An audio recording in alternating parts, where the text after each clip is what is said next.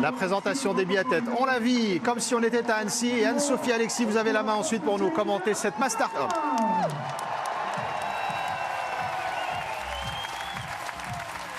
Et malheureusement, il a fait le déplacement, il est venu jusqu'ici, mais il est malade, il le prend à ton départ aujourd'hui. Théo, c'est pas là. Et le dossard numéro 4 sur l'épaule d'un autre Français, monsieur Fabien Claude.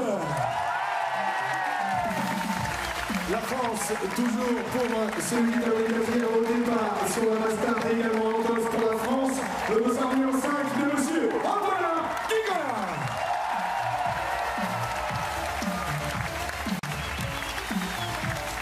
Il a fait un long chemin pour nous rejoindre. 4 Français sont déjà en place sur cette ligne de départ. Vous les avez vus, Quentin Fillon-Maillet, Émilien Jacquelin, Fabien Claude et Antonin Guigonin. Un 5e arrive dans quelques instants. Éric Perrault aura aujourd'hui le dossard 11 et vous l'avez sans doute constaté, on est passé tout de suite du dossard 2 au dossard 4 parce que le dossard 3 devait être sur les épaules du Finlandais Tero Seppälä. Il est malheureusement malade, il ne sera pas là. On voit un Lituanien, un Tchèque également, un Américain et dans quelques instants 2 Norvégiens, Alexis, 2 pépites norvégiennes, Martin Uldal et Sverre Aspenes qui ont fait le déplacement. Et oui, je vais vous faire un petit point sur cette start list chez les hommes. Alors oui, Tero Seppälä très motivé pour courir. Il est là, il est à Annecy malheureusement. Il est bloqué à l'hôtel, il est tombé malade pendant le voyage et il ne peut pas prendre le départ alors qu'il était pourtant très partant. Et pour les Norvégiens, on a des jeunes recrues cette année. Alors pour la petite histoire, on avait bien sûr prévu d'inviter des Norvégiens peut-être un petit peu plus connus, alors qu'on voit Eric qui fait son entrée. Mais les Norvégiens doivent respecter, tout comme les autres nations, un certain nombre de jours de stage par an. Et cette année, les 2 qui étaient très intéressés pour venir, Christiansen et Laegred, avaient déjà épuisé leur quota de jours de stage. Et donc même si on avait plus ou moins acté pour qu'ils puissent venir, et ben, ils se sont vus leur venue interdite par les entraîneurs car ils doivent participer à un stage qu'ils sont en train de faire actuellement en Italie, au col de Lavazze, pour leur préparation avec le reste de l'équipe. Donc ça va permettre cette course, bien sûr, d'avoir le meilleur au départ avec Quentin, un beau duel je pense avec les autres Français, et puis également une petite idée de la relève norvégienne avec vraiment 2 pépites, hein. Uldal et Aspenes, on les attend pour prendre la relève dans quelques années.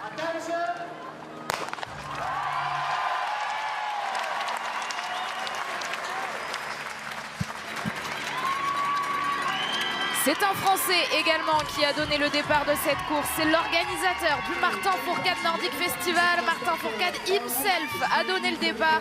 Quentin Fillon-Maillet, comme à l'image tout à l'heure de Marte Olsbo Iseland, le numéro 1 mondial, s'est placé devant. Mais regardez, il y a déjà un concurrent qui est en train de le doubler. Il me semble que c'est Émilien Jacquelin qui a envie de dynamiter le début de cette course, alors que Martin Fourcade disait justement dans la presse qu'il espérait que Quentin Fillon-Maillet dynamite tout ça. Et bien voilà, c'est Émilien Jacquelin qui s'en occupe dès le premier tour.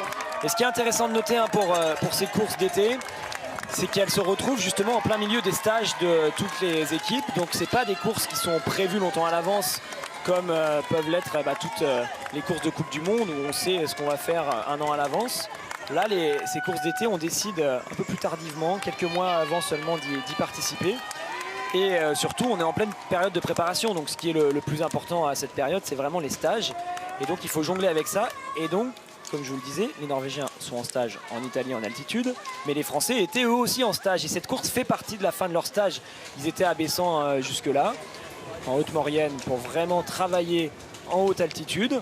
Et ils se retrouvent sur leur dernier jour de stage, ici à Annecy, pour faire un chrono qui est en quelque sorte la validation et la fin de leur stage. Il faut s'attendre donc à avoir des corps un petit peu émoussés. On a vu des images, on a des informations également. On sait qu'ils ont travaillé très très dur à Bessan. Oui, c'est vraiment ça l'objectif pour leur entraîneur, c'est de créer une surfatigue pendant le stage et ensuite devoir faire une course en étant déjà très fatigué. Donc c'est clair et net que Émilien, Quentin et tous les autres Français qui sont sur cette course n'ont pas préparé le rendez-vous spécifiquement. Là, ils ne sont pas sur leur meilleure forme. Ils ont vraiment de la fatigue de 2 semaines de stage sur des conditions qui étaient difficiles, en haute altitude.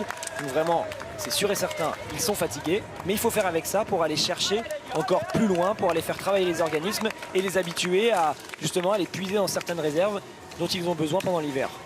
Les filles ont parcouru 8 km et demi. Les garçons font une mass start de 10 km 2. Vous l'aurez compris, il va y avoir donc un tour d'1 km 7 supplémentaire. C'est celui que sont en train de faire là tous ces biathlètes. 2 tours pour débuter avant de s'allonger sur un tapis pour un tout premier tir. Là encore, c'est une mass start de tir couché, de tir debout. Et donc, c'est dans ce premier tour qu'Emilien Jacquelin a choisi d'accélérer. Emilien Jacquelin qui fait du Emilien Jacquelin.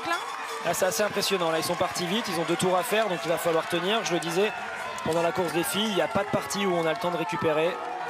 Et on voit hein, les trois costauds de l'équipe de France qui sont devant. Antonin est un petit peu plus loin. En toute fin de peloton, on avait aperçu tout à l'heure Eric qui lui avait l'air d'être déjà un petit peu surpris par ce rythme. Mais ils avaient dû en parler entre eux, hein. Peut-être qu'Emilien leur avait dit. Alors on demandera peut-être via Tanguy tout à l'heure si c'était le cas. Mais Emilien avait peut-être annoncé qu'il partirait à fond. En tout cas, là je vous garantis que ça va très très vite et qu'on est sur du haut niveau en ski de fond. Et donc on ne s'arrête pas tout de suite sur ces tapis. C'est reparti pour une deuxième boucle de 1 km 7 et la prochaine fois, là c'est sûr, il faudra s'allonger. Regardez, Aspenes et Uldal, les 2 jeunes Norvégiens. Alors Aspenes, on le connaît moins, mais il a quand même 25 ans, hein, 3e au classement IBU Cup, l'échelon inférieur de l'IBU de la Coupe du Monde la saison dernière. Martin Uldal, lui, il est tout jeune, 21 ans, il est de 2001, tout comme Eric Perrault. Oui, c'est vraiment des biathlètes, surtout pour Uldal, hein, qui ont fait d'énormes performances sur les mondiaux juniors et toutes ces compétitions-là, qui sont actuellement sur cette phase de transition entre l'équipe B et l'équipe A. On a un Aspenes qui fait vraiment des prestations hyper intéressantes tout au long de l'hiver sur l'IBU Cup, mais qui se retrouve bloqué. Il fait de nombreux podiums hein, sur les Coupes d'Europe. Par contre, il est bloqué parce que l'équipe de Norvège est tellement dense que les places sont hyper chères. Il fait parfois la navette avec la Coupe du Monde. Il a du mal à s'installer dans le temps dans cette équipe norvégienne qui participe aux Coupes du Monde. Mais c'est vraiment du très haut niveau, hein. On sait très bien qu'il y a 6 quotas pour les meilleures équipes sur la Coupe du Monde par sexe.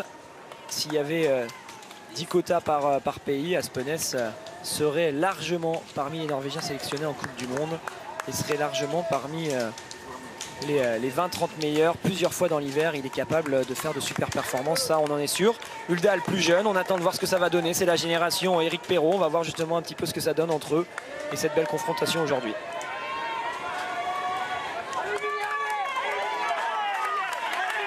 Allez, on a un petit peu de temps avant d'arriver sur le premier tir. Emilien Jacquelin et Quentin Fillon-Maillet toujours aux avant-postes avec Fabien Claude dans leur ski. Et donc un de ces 2 Norvégiens qui est en train de bien tenir la cadence, Sverre Aspenes. Un petit peu de temps pour moi pour vous donner un rendez-vous la semaine prochaine. À partir de lundi, c'est le mondial de volley sur la chaîne L'équipe. Lundi, 20h50, le 8e de finale France-Japon. Et puis toute la semaine, tous les matchs de l'équipe de France vont nous occuper tout au long de la semaine, on l'espère, jusqu'à la finale, jusqu'au 11 septembre pour emmener les Bleus jusqu'au sacre mondial. Soyez bien au rendez-vous, ça commence donc lundi à 20h50. Avant de basculer sur le volley à partir de lundi, on passe la journée ensemble ici à Annecy pour le Martin Fourcade Nordic Festival, puisqu'après cette course de biathlon, il y aura évidemment 2 courses de ski de fond. Le patron, le numéro 1 mondial, Quentin Fillon-Maillet, reprend les devants.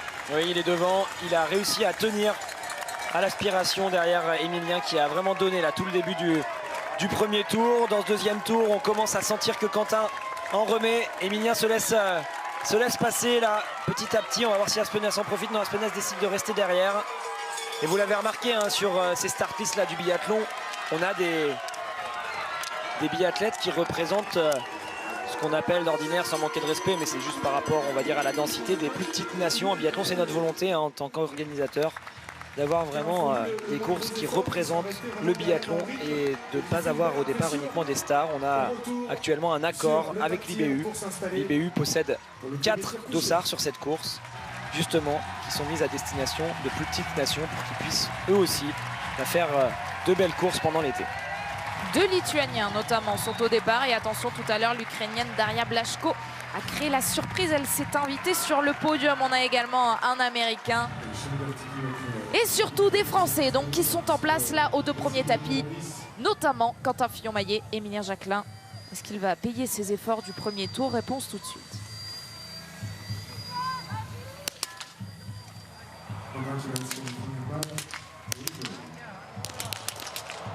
Attention, pour Quentin ça commence mal, pour Fabien également. Émilien n'a pas réussi non plus, c'est peut-être Dąbrowski qui va en profiter. Aspenes c'est pas mal. Et attention à Martin Uldal, le jeune Norvégien qui a réussi le sans faute. Antonin Guigona a brillé à Bessan lors d'un concours de tir. Il va également pouvoir ressortir en qualité de premier tricolore. Ouais, bien joué pour Antonin, ils sont partis un petit peu moins vite, Uldal et Antonin. Finalement, ils réussissent mieux sur le pas de tir. Allez, Fabien va pouvoir remettre les bâtons et repartir. C'est terminé cette fois-ci pour Quentin. C'est Émilien là qui reste coincé sur le pas de tir. Attention hein, aux deux Norvégiens, ils ne sont pas venus pour faire de la figuration. Je vous l'ai dit, c'est du vrai niveau qu'on a chez ces deux jeunes champions. Et puis ils le savent, les cadors de leur équipe ne sont pas au départ, donc ils veulent représenter leur pays et mettre bien sûr ce drapeau norvégien tout en haut de la start list et surtout de la finish list. Arrêt à la case prison pour Sverre Aspenes, le Norvégien qui était tout à l'heure dans les skis de Émilien Jacquelin. C'est comme pour les filles, hein, 10 secondes de pénalité dans cette penalty box, 10 secondes par cible non blanchie, alors qu'on revoit les impacts de balles de Quentin Fillon-Maillet. Quentin Fillon-Maillet qui vise la victoire, on l'a rencontré hier, c'est ce qu'il nous a dit. Moi ce que je veux c'est gagner, 3e participation en tout autant d'éditions pour Quentin Fillon-Maillet. Mais il n'est jamais monté sur le podium, 5e en 2019 et 4e la saison dernière. La première avait tapé assez loin sur la gauche. On va voir s'il va récupérer certaines informations de la part de son entraîneur. On est vraiment en dispositif Coupe du Monde hein, pour les entraîneurs. Ils sont derrière la jumelle. Ils font passer les informations sur le bord de la piste pour que les athlètes puissent ensuite régler leur carabine si besoin. Uldal va devoir gérer. Là, pas facile de trouver le rythme comme ça quand on est tout seul sur une piste aussi plate. Ça va rentrer a priori. C'est Fabien là qui a l'air costaud pour le moment. Le petit coup d'œil derrière de la part de Martin Uldal, vraiment mémoriser ce visage. Martin Uldal qu'on avait suivi sur la chaîne L'équipe au championnat du monde junior à Soldier-Hollow la saison dernière. 4 médailles en 4 courses, ça lui avait donné le droit de monter à Oslo sur la dernière étape de Coupe du Monde où il avait disputé ses toutes premières courses en Coupe du Monde. Et là aussi, il avait fait très fort, 20e du sprint et 27e de la poursuite. Rendez-vous compte pour ses 2 premières apparitions en Coupe du Monde. Il est là avec son dossard 9, mais lui, on n'a pas besoin de le présenter, c'est le dossard 4. Fabien Claude lui passe devant. Il a l'air costaud Fab sur cette course, il passe devant. Alors on est clairement sur un profil qui lui correspond bien, hein. On le voit Fabien, c'est un profil type assez musculaire, très costaud sur ses jambes. Il est capable de pousser fort, on est sur un revêtement hyper dur là avec le goudron. Donc on est obligé de pousser bien fort sur ses skis roues pour les faire avancer. C'est ça la petite différence entre le ski roue et le ski de fond. C'est que le ski de fond, on a quand même, quand on est sur de la vraie neige, et ben, cet aléa qui est dû aux conditions de neige. Des fois c'est mou, des fois c'est dur, ça dépend des conditions. Alors que là sur le goudron c'est toujours pareil, c'est très dur, il faut pousser. Et Fab il le fait très bien. Il est en train de faire mal à tout le monde. Antonin n'arrive pas à suivre, Uldal non plus. Derrière on a Quentin qui essaye de se replacer. Et on n'a pas fini d'en voir du ski de fond sur la chaîne L'équipe. Alors évidemment tout au long de l'après-midi, puisque dans quelques instants, on suivra également les courses de ski de fond avec Richard Jouve, notamment le vainqueur du Petit Globe du sprint la saison dernière chez les hommes. Et puis on suivra également la course femmes. Et puis pourquoi je vous parle de ski de fond? Eh bien parce que les championnats du monde de ski de fond en Slovénie du 22 février au 5 mars seront où? Eh bien seront sur la chaîne L'équipe, évidemment au cœur de la plus grosse saison de sport d'hiver sur notre antenne, avec les championnats du monde de biathlon, les mondiaux également de freestyle et de snowboard fin février. On va vivre une saison exceptionnelle tous ensemble et elle commence dès aujourd'hui avec cet apéritif, cette amuse-bouche avec ce Martin Fourcade Nordic Festival et Fabien Claude qui est pour l'instant en tête. Beaucoup de vent en direction de la droite. Et c'est bien rentré derrière, hein. Quentin a fait un sacré effort là dans le tour pour revenir. Vous le voyez, ils sont quasiment tous ensemble, tous les biathlètes là qui sont actuellement sur le pas de tir. Là, Quentin peut repasser en tête.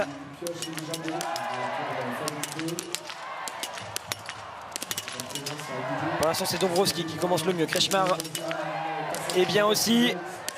Allez, Antonin, il lui reste plus qu'une balle à mettre. Dąbrowski va ressortir en tête.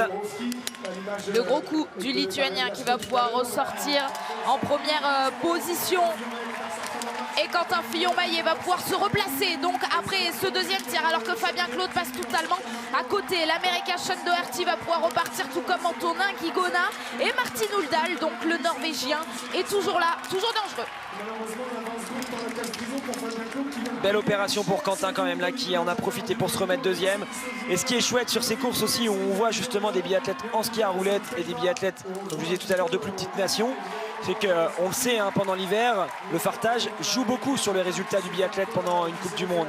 Et les équipes de fartage, forcément, entre les très grosses nations, les usines que sont la Norvège, la France, la Suède par exemple, et puis des nations qui sont un petit peu moins grosses, comme la Lituanie par exemple, et ben ont également des cellules de fartage qui sont moins performantes, donc un petit peu plus irrégulières. C'est pas toujours facile pour ces biathlètes de pouvoir avoir les mêmes armes que leurs concurrents des très grosses nations, comme je le répète depuis tout à l'heure, alors que là on est sur du matériel où tout le monde a exactement les mêmes skis-roues. Ils ont tous la même marque, tous les skis-roues sont testés et remis, réajustés, resserrés, de façon à ce que tous les skis-roues roulent pareil. Donc ça c'est chouette, ça permet aussi de se rendre compte du niveau de certains biathlètes qu'on a moins l'occasion de voir pendant l'hiver, parce que ça peut être altéré parfois par du fartage qui peut être moins performant. Et quel numéro, en l'occurrence, de ce Lituanien de 31 ans, Karol Dąbrowski, 13e de la Mastart des mondiaux d'été à Ruhpolding. On vous en a beaucoup parlé de ces mondiaux d'été, puisque Dorothea Virer et Markéta Davidova, pour ne citer qu'elle, qui était là tout à l'heure, ont brillé sur cette compétition-là. Et bien, lui a flirté donc avec ce top 10, 13e de la Mastart des mondiaux d'été il y a quelques semaines. Le voici en tête du Martin Fourcade Nordic Festival. Mais il reste 2 tirs et 2 tirs debout. C'est encore loin d'être terminé, on le sait, en biathlon, tant que les tirs debout ne sont pas passés. En général, on ne connaît pas le résultat. Allez, est-ce que Dąbrowski va être capable de résister? Quentin est redoutable sur les tirs debout. Il s'est fait avoir tout à l'heure sur les premiers couchers, mais par contre, tout l'hiver dernier, il nous a prouvé qu'il avait passé un cap au niveau mental sur ses tirs debout. Que lorsqu'il décidait de ne rien lâcher, en général, ça passait. Mais on le voit, hein, c'est pas facile pour Quentin là, de rentrer sur le Lituanien. Dąbrowski envoie du gros sur ce plat. Il est costaud, il pousse fort. Sean Doherty, l'Américain, pour l'instant est en train de s'accrocher pour décrocher un podium. Il est toujours en 3e position. Les encouragements fournis du public à l'encontre de Quentin Fillon-Maillet. 3e participation dans ce MFNF et jamais le moindre podium. Le voici à l'image, Quentin.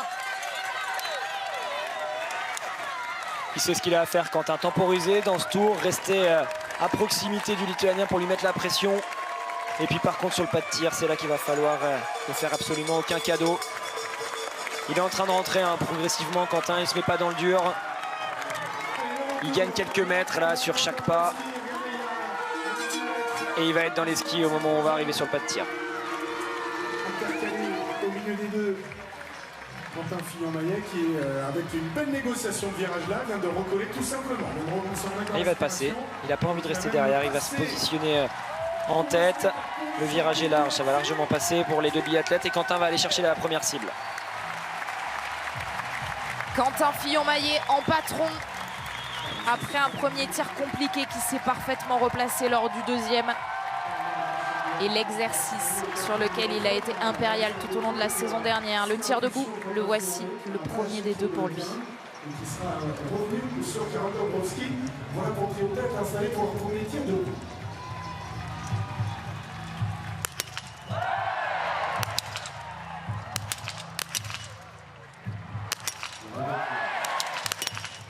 Il tire vite, Quentin Fillon-Maillet, et derrière en plus il y a des erreurs. Ça va lui laisser de la marge pour aller mettre ses balles de pioche. Et ils sont difficiles ces tirs, hein, c'est ce que je vous explique depuis tout à l'heure. On n'a aucun endroit où le rythme cardiaque redescend sur la piste. Donc on arrive, on est à fond sur le pas de tir. On n'a pas eu le temps de couper son effort. Et on se retrouve avec des pulsations cardiaques qui font bouger la carabine. En plus c'est l'une des premières fois de la saison où il se retrouve dans ces conditions, à la fois avec le stress du public et les essoufflements.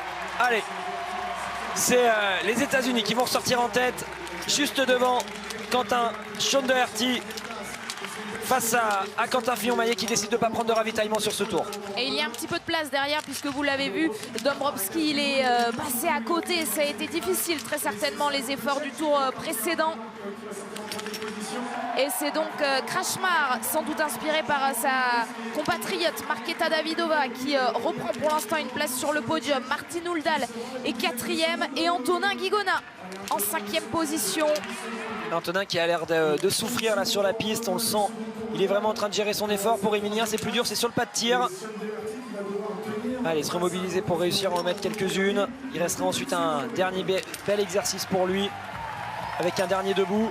Ça va se jouer devant entre Doherty, Quentin Fillon-Maillet, Krachmar et Ouldaal pour le podium. On verra si Antonin est suffisamment costaud sur la piste pour se mêler à la lutte. Il y a du monde dans cette penalty box, dans cette prison, pour observer les 10 secondes par cible non blanchie. Il y a notamment Emilien Jacquelin qui a pourtant fait le show dans le premier tour, mais malheureusement Emilien Jacquelin qui là est bloqué dans cette casse-prison qui va perdre beaucoup de temps. Le premier français, c'est donc Quentin Fillon-Maillet, dont on revoit les impacts sur ce premier debout. Une balle à droite, une balle en haut. C'est là qu'il les a ratés ces deux balles. Alors, il y avait 1 seconde 9 de retard sur Sean Doherty, l'américain. Il est toujours parvenu au contact. Quentin, ça veut dire que ça doit skier plutôt pas mal devant.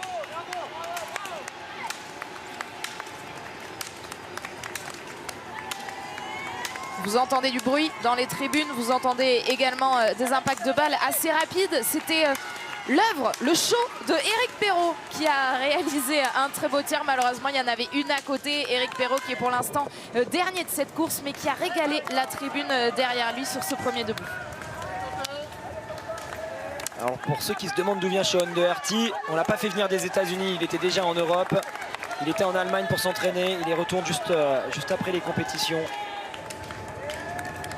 C'est pas facile hein, pour tous ces biathlètes qui sont comme ça côté États-Unis ou Canada. Ils doivent souvent être en Europe. La plupart des Coupes du Monde se déroulent sur le continent européen. Donc ils sont pour la plupart très souvent loin de chez eux, que ce soit à la fois pendant l'été pour les stages et puis bien sûr pendant l'hiver pour les compétitions. Quentin revient progressivement sur Sean Doherty. Il va venir lui mettre la pression juste avant ce dernier tir qui va être assez chouette à suivre. Alors est-ce qu'il va nous refaire le même coup que tout à l'heure face à Dąbrowski? Est-ce qu'il va rester sagement derrière l'Américain avant les 5 dernières balles ou plus? Puisque vous l'avez constaté, chaque biathlète dispose de balles de pioche lors de chaque tir. Ou est-ce que Quentin Fillon-Maillet va lui passer devant pour aller à la cible numéro 1? Pour l'instant, il décide pas de passer. Tout à l'heure, Dąbrowski, il était passé tout de suite là, à cet endroit-là. Là, il s'est pas décalé, Quentin.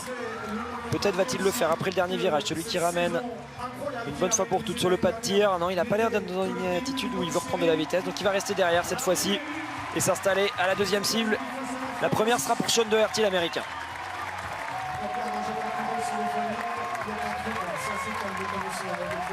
Derrière, pour le podium, c'est Michal Krachmar, le Tchèque, qui va pouvoir s'installer à la cible 3. Mais il y a du retard, vous le constatez, et on va donc pouvoir vivre tranquillement ce duel pour la victoire entre Quentin Fillon-Maillet et Sean Doherty.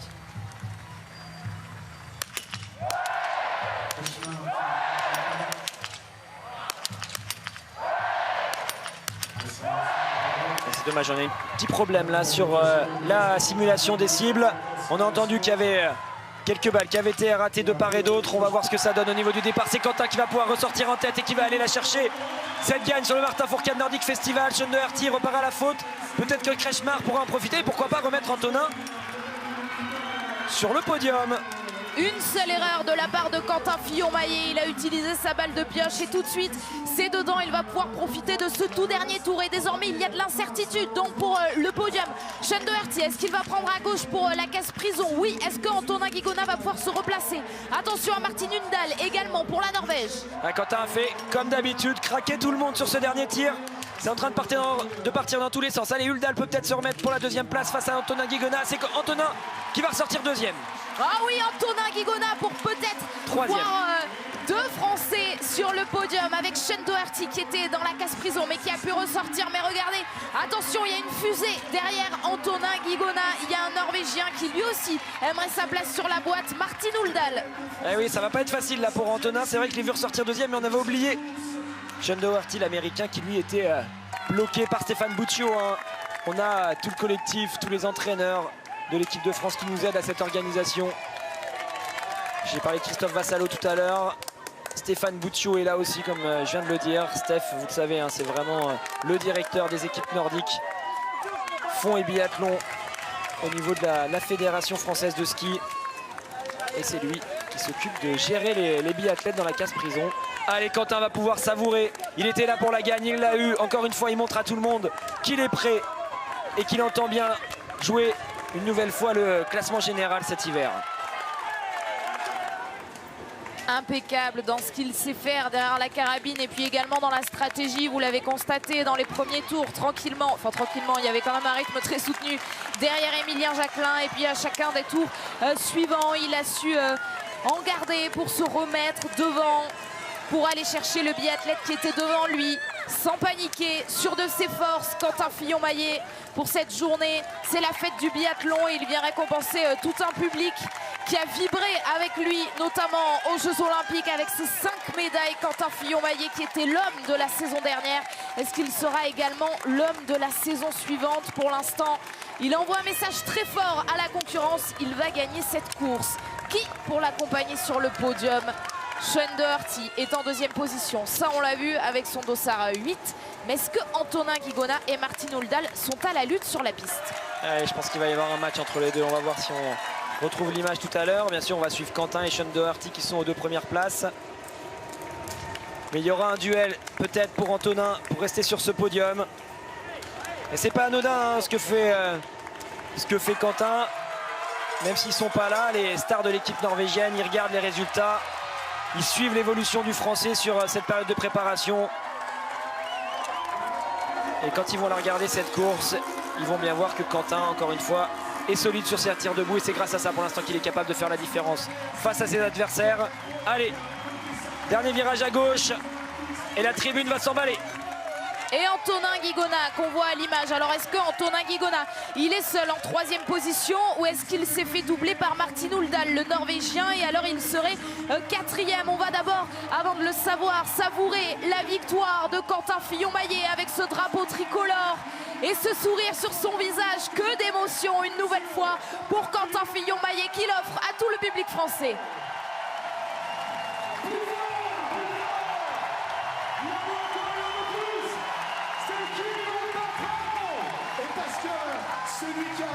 C'est Quentin Fillon-Maillet, le patron bien sûr. La tribune est assourdissante pour fêter Quentin Fillon-Maillet en deuxième position.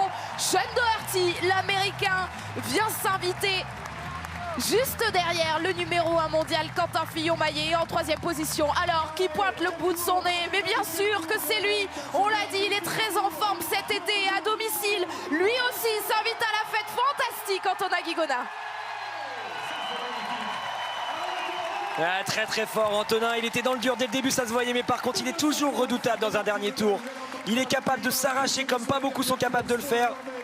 Antonin qui résiste bien au retour de la Norvège, qui va aller prendre la 4e place à l'instant avec Uldal Kretschmar juste derrière. On aura ensuite la Lituanie qui va en terminer avec un homme qu'il faut retenir, qu'on voit progresser petit à petit, Strolia. Attention à lui, il a fait de très très belles performances la saison dernière et à mon avis il va continuer d'en faire la saison prochaine. Et il était dans vos paris à plusieurs reprises, non Alexis? Ah, il a fait plusieurs top 5. Ouais, on va pouvoir parier sur lui. Son collègue Dombrowski est là aussi. Aspenes en a terminé entre temps 7e. On va devoir attendre un peu plus pour avoir l'arrivée de Fabien qui fait le show avec un gros sprint. Jusqu'au bout pour aller chercher cette 9e place. Fabien Claude, 3e français aujourd'hui après Quentin Fillon-Maillet et Antonin Guigona. Il va y avoir du bruit pour les deux derniers. Émilien Jacquelin et Eric Perrault vont arriver devant cette tribune. Et il nous a montré ce qu'on va voir dans quelques instants. Hein. Fabien. Ceux qui ont l'habitude de regarder le biathlon vont pouvoir aussi découvrir le ski de fond dans quelques instants. On va avoir des courses qui sont magnifiques, des courses en confrontation où ça va vraiment cogner fort entre les fondeurs. Je vous invite à rester parce que ça va être du vrai spectacle. Émilien Jacquelin, très touché par les attentions du public ici à Annecy. Émilien Jacquelin termine en 10e position. On attend Éric Perrault dans quelques instants. Émilien Jacquelin qui a fait le show comme à son habitude en début de course et qui va pouvoir venir féliciter Quentin Fillon-Maillet et Antonin Guigonaz, son grand pote également, qui s'invite sur le podium aujourd'hui. Podium que l'on va suivre dans quelques instants. Juste avant les deux courses de ski de fond dont vous parlez, Alexis. Et Éric Perrault qui va arriver dans quelques instants. Émilien Claude et Éric Perrault. Cette année, les deux jeunes de l'équipe de France sont intégrés à l'entraînement du collectif de l'équipe de France A. Donc ils font les mêmes stages. Et c'est pas facile pour ces jeunes de faire un gros stage avec les cadors comme Émilien, comme Quentin, comme Fabien, comme Antonin. Et ensuite d'enchaîner sur une compétition. Donc Eric aujourd'hui, il a dû vivre une course assez délicate. Ça s'est pas très bien passé sur le pas de tir, mais il va pouvoir quand même en profiter. On va en profiter tous ensemble, Anne-Sophie, Alexis. L'arrivée d'Éric Perrault, puis le podium, les réactions également en direct. On reste ensemble à Annecy, puis on vous emmènera à l'Accor Arena. France Piron va s'essayer au MMA. Ne manquez surtout pas ça, ça peut vous donner... Vous connaissez France, Anne-Sophie, vous l'avez accompagnée sur les 24 heures du Mans, elle est capable de tout. Ah oui, elle est capable de tout et franchement, je suis très curieuse de voir ça. France qui s'essaye au MMA. Nous, on ne s'essaye pas encore au biathlon. On laisse les spécialistes le faire, à l'image d'Éric Perrault qui en termine donc. Éric forcément déçu par cette dernière place sur ce Martin Fourcade Nordic Festival pour sa toute première participation. Alexis, Anne-Sophie, on reste sur cette image quand même de Quentin Fillon-Maillet qui avait promis d'aller gagner ce Martin Fourcade Nordic Festival et qui le réussit avec ce drapeau. On a l'impression de le voir sur une grande compétition internationale, sur un championnat du monde, une coupe du monde. C'est Quentin Fillon-Maillet tout craché très tôt dans la saison. Oui, c'est pas des courses... que les biathlètes prennent à la légère, Je l'ai répété plusieurs fois et c'est pas pour vendre mon truc, c'est pas parce que je suis l'organisateur de cet événement que je dis ça, c'est vraiment parce que on le sent, les biathlètes se servent de cette course comme d'un vrai point de passage dans leur préparation. C'est pas toujours évident quand une préparation dure 8 mois de créer des points clés, des objectifs précis. Donc sur un rendez-vous comme ça à domicile, peut-être que c'est pas concentré sur la rivalité, peut-être qu'il s'est dit ok, les meilleurs sont pas forcément là face à moi, par contre je vais être face au public, je vais être face à un vrai pas de tir, je vais être face au vent, et c'est deux objectifs aujourd'hui que Quentin voulait atteindre, et on l'a senti clairement quand il est dans cette dernière ligne droite. Il est heureux, mais pas pour faire le show, il est heureux parce qu'il a validé certains objectifs et qu'il a dû atteindre ces points clés qu'il voulait réussir sur cette compétition. On l'attend au micro de Tanguy dans quelques instants, mais Alexis, sur le pas de tir, on a vu à quel point c'était compliqué. Du coup, c'est parfait comme condition pour préparer la saison.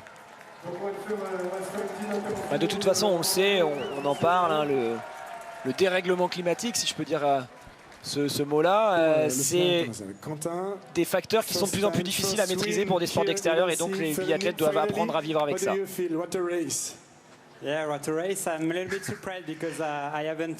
Quentin Fillon-Maillet qu'on va écouter au micro de Tanguy dans quelques instants. Il a des premiers mots en anglais parce que le signal est repris dans d'autres pays pour ce Martin Fourcade Nordic Festival, et on l'attend au micro de Tanguy dans quelques instants. Les autres enseignements, Alexis, rapidement, de cette première Mastart de la saison. Les enseignements, c'est que Quentin est toujours prêt à en découdre, peu importe l'exercice, à l'image de ce qu'on avait connu, pour l'avoir vécu avec lui pendant de nombreuses années. Martin, quand on était à l'entraînement, il voulait gagner chaque petit concours, chaque petite confrontation qu'on avait en interne. Et là, c'était une confrontation justement en direct, en interne, face à ses coéquipiers adversaires. Et Quentin avait à cœur de gagner, il a réussi à le faire, donc ça montre qu'il est solide. Et puis derrière, voilà, on a découvert quelques visages, quelques biathlètes qui sont issus de nations un petit peu plus petites que celles qu'on a l'habitude de suivre. Et on se rend compte qu'il y a quand même du niveau, qu'ils ne sont pas là pour simplement faire de la figuration sur la Coupe du Monde. Au niveau des efforts, Alexis, le ski roue par rapport au biathlon, c'est bien de rappeler pourquoi est-ce que c'est si important cette préparation au ski roue. Regardez, tiens, Antonin Guigona, on a vu à quel point c'était dur ce parcours du Martin Fourcade Nordic Festival, Tanguy, avec Antonin qui a réussi le podium. Qu'est-ce que ça fait Ouais, Antonin sur le podium, je ne sais pas si ça se voit à l'image, mais bien rouge, il rougit par l'effort, par la chaleur. C'était dur, on vous a vu dans le dur quasiment dans le premier tour, c'est parti très vite et finalement les efforts ils se sont payés cash à chaque fois sur le pas de tir et vous revenez en fin de course. Ouais, voilà, j'ai vraiment pas essayé de suivre dans le premier tour là, quand je crois que c'est Emilien qui faisait le rythme, déjà parce que j'avais pas les moyens et aussi parce que je savais que la course serait quand même assez longue. Et voilà, stratégie payante on va dire avec des tirs corrects. J'ai réussi à me placer, mais là physiquement je suis au bout. Ouais, comme j'ai dit avant la course, on revient de 15 jours de stage en altitude où voilà, on bosse avec un objectif qui est assez loin, c'est l'ouverture de la Coupe du Monde fin novembre. Et là pour terminer le bloc de travail avec une intensité comme ça et un public comme ça, c'est top. Vivement la semaine de récup. Est-ce que ça va se fêter par un petit plongeon dans le lac? On vous connaît coutumier du fait. Non, là faut prendre un ton grave, c'est la sécheresse, il n'y a plus d'eau. Et l'endroit où j'ai sauté, bon, déjà la dernière fois il y avait peut-être 50 ou 60 cm d'eau, là il n'y en a plus que 20 ou 30, donc c'est une mauvaise idée. Même avec un casque c'est dangereux là. On vous laisse aller sur le podium et sans prendre de risques. Vous avez raison. Merci. Le podium qui va démarrer dans quelques Quentin instants. qui arrive. Allons-y, Tanguy, allons-y. Quentin, bravo. On vous avait laissé sur une saison de cannibale l'hiver passé. Ça y est, les crocs sont déjà sortis. Ah, ça c'est clair que la saison dernière elle m'a encore plus donné l'envie de gagner, donc aujourd'hui voilà, chose faite. Pas un peu surpris parce que je fais quand même 8 pénalités, donc 8 balles de pioche aujourd'hui et je pensais pas gagner avec ça, mais malgré tout voilà, je pense que les autres derrière ont mal tiré aussi, donc finalement ça joue au gain, donc très content de gagner aujourd'hui. Et ouais, il y a encore pas mal de choses à corriger au niveau du tir, mais très content de partager ça avec le public, c'est un beau moment. Et voilà. Merci au public, merci à l'organisation, merci Martin pour ce bel événement. Merci Quentin, il y a le podium qui vous attend, on vous laisse y aller. Merci les gars.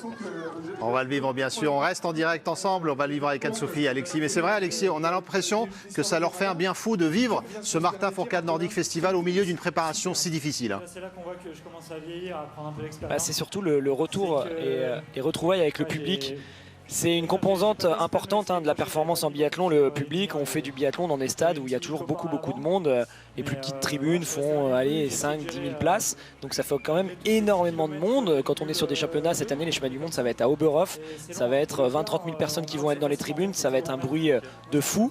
Donc le fait de se retrouver comme ça ici, sur un stade où il y a de l'ambiance, ça met vraiment dans de réelles conditions de travail et d'entraînement, et ça c'est pas anodin, alors qu'on voit Martin en échange avec Antoine de Neriaz, qu'on connaissait bien sûr en tant que super champion en ski alpin et qui aujourd'hui représente la région Auvergne-Rhône-Alpes sur cette compétition, accompagné par deux autres représentants de nos partenaires majeurs.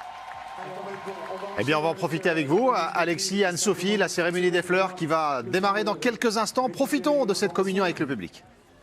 J'ai cru comprendre au passage qu'Antonin disait qu'il y avait plus d'ambiance dans le virage là-bas que dans la tribune ici. Je suis un peu déçu quand même. Lui aussi, il va falloir le faire mentir. Faites du bruit plus que ça encore. Porté également un concours de tir abaissant. C'était la semaine dernière. Antonin Guigona qui est en forme, qui nous confiait hier même qu'il faisait sans doute une de ses meilleures intersaisons derrière la carabine. On a hâte donc de le voir tout au long de la saison et bien sûr du 15 au 18 décembre prochain, puisqu'on sera chez lui à nouveau à Annecy, le Grand Bornand, et ce sera bien sûr sur la chaîne L'équipe toute cette saison de biathlon et cette étape du Grand Bornand. Ils sont tous les trois en place pour le podium, ils vont être appelés dans quelques secondes et vous allez peut-être devoir baisser le son de votre téléviseur parce que ça va faire du bruit, c'est sûr. Allez, Allez, le podium tout de suite. Désolé pour ce petit temps dans le podium du Martin Fourcade Nordic Festival 2022.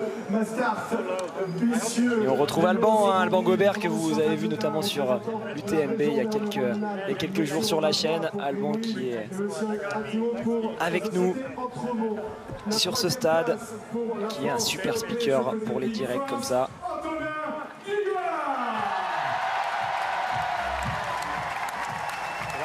Bravo Anto.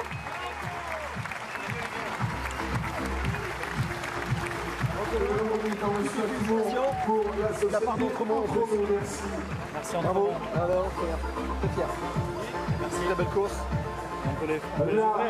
Le sourire d'Antonin Guigona qui vient donc chercher ce podium. 3e participation, on le sait, pour Antonin Guigona sur ce Martin Fourcade Nordic Festival. Alors, il est le premier à dire qu'il est souvent l'invité de dernière minute. Et bien, voici le premier podium pour cette 3e participation pour Antonin Guigona.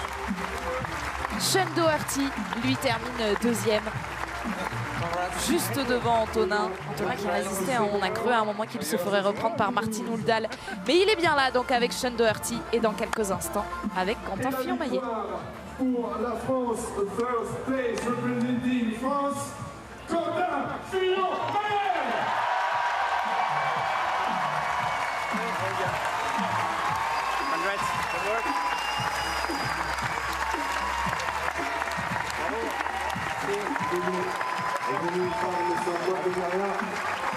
Très sollicité déjà depuis le début du week-end, Quentin Fillon-Maillet, et c'est bien normal au vu de sa saison exceptionnelle.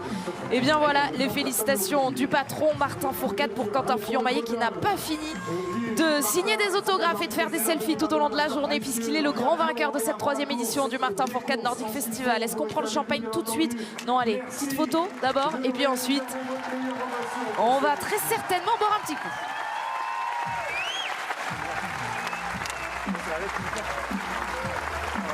C'est la douche. C'est le champagne shower habituel. On ne sait pas si les Français vont faire dégueuler le champagne. Il faut être le premier à dégainer. C'est comme quand on arrive sur le pas de tir pour le dernier tour. Et c'est encore lui.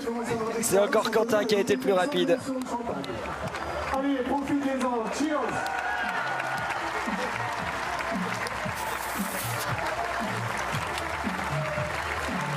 En tout cas, merci à Quentin, merci à Antonin et tous les autres pour le spectacle. Comme je vous le disais, maintenant le ski de fond arrive, ça va être là aussi assez spectaculaire. Et puis on espère retrouver les biathlètes en forme sur les podiums comme ça tout au long de la saison. Bien sûr que ce sera spectaculaire, Alexis.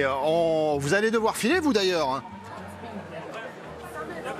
Et oui, effectivement, je vais retourner, je vais donner surtout le micro à quelqu'un qui s'y connaît mieux que moi en ski de fond, Rodier d'Aragon, qui est en train d'attendre sur le côté pour prendre ma place et qui sera bien plus à l'aise que moi pour commenter du ski de fond. Rodier d'Aragon qui est le premier Français médaillé en ski de fond, hein. C'était l'argent en sprint à Vancouver. Et puis notre champion olympique Antoine Deneria, 2006, la descente, ça nous donne des frissons.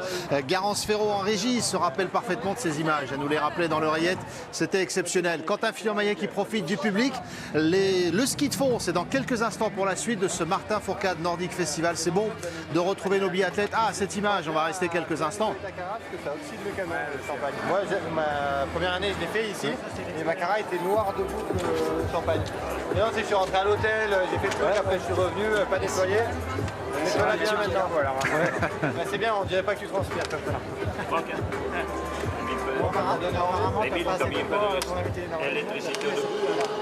Ah, il y a Simon Détieux qu'on aperçoit également, le jeune retraité qu'on est heureux de revoir. Non, c'est pas le premier ça, c'est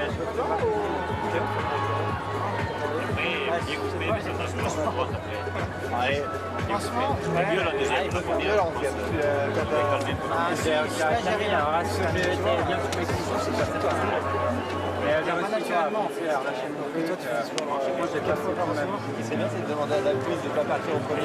La famille du biathlon, comme on vous le dit, ces retrouvailles et ces échanges très sympas. Martin Fourcade, Simon Détieux, Patrick Favre et Quentin Fillon-Maillet qui remportent donc pour la première fois le Martin Fourcade Nordic Festival. La suite des festivités à Annecy dans quelques instants. On est sur 2 événements immenses aujourd'hui avec ces retrouvailles pour le biathlon à Annecy et ce soir 22h30.